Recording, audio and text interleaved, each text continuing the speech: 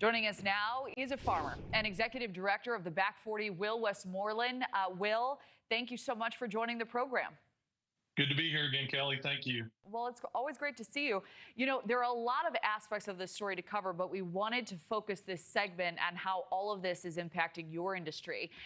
There are a number of industries, as you know, heavily reliant on migrant labor. Farming, certainly one of them. Your sector's being hit right now with some trade uncertainty, labor shortages, all at the same time.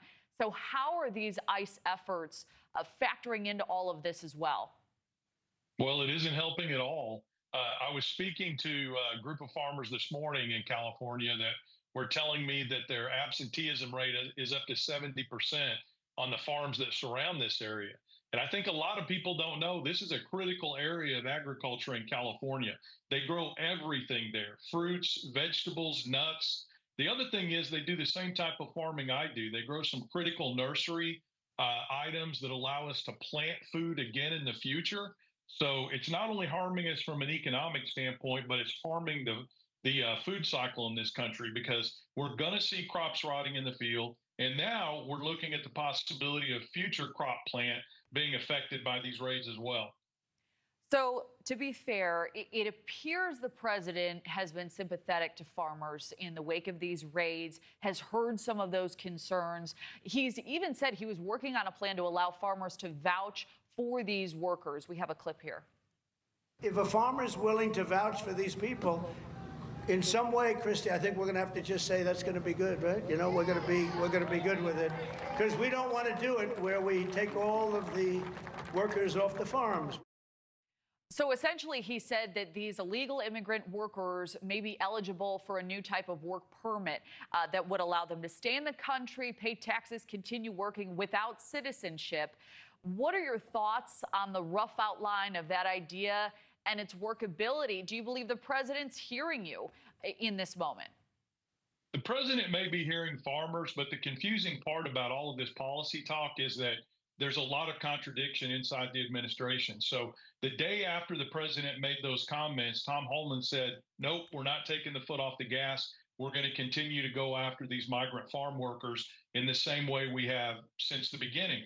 And then another thing happened in Iowa the other day, and this was super confusing and just kind of supercilious. I talked about it here on NewsNation. They came up with a plan to take people on Medicaid and put them out into these fields to process and pick crops for the American people. So I get it that the president, may in his heart of hearts have sympathy for farmers, but it's just not transitioning into policy. And that's the problem. As this thing grows and grows and gets worse and worse, nobody's taking action on his words of consolation. So you have some California Republicans calling on the president to scale back these raids, targeting illegal immigrants without criminal records who are working in industries that are reliant on migrant labor like farming. At the same time, you have the quotas for ICE that are aggressive.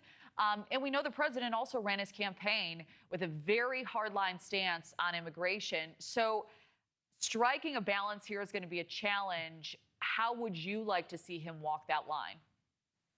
I'd like to see two things. First of all, if you talk to Republican farmers here where I am, and 82% of them voted for Donald Trump in the last election, they will tell you, I thought he was only going to deport the criminals. I don't think in any farmer's mind was there a scenario where hardworking immigrant labor that had been family members to farmers for 20 years were going to be rounded up.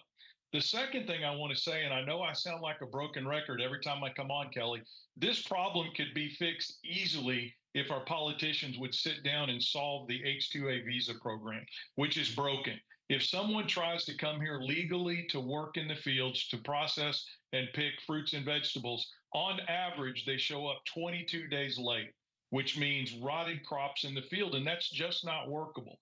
And I don't think they fix it because they raise too much money off of the issue during the election, but it's time. When you've got Democrats and Republicans in farm country agreeing that the system is broken, that ought to tell politicians everything they need to know about fixing the problem.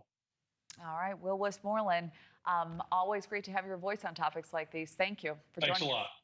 Appreciate it. Thanks, Kelly. Thank you for watching. Subscribe below and download our NewsNation app right now on your phone, and you will get fact-based, unbiased news for all Americans.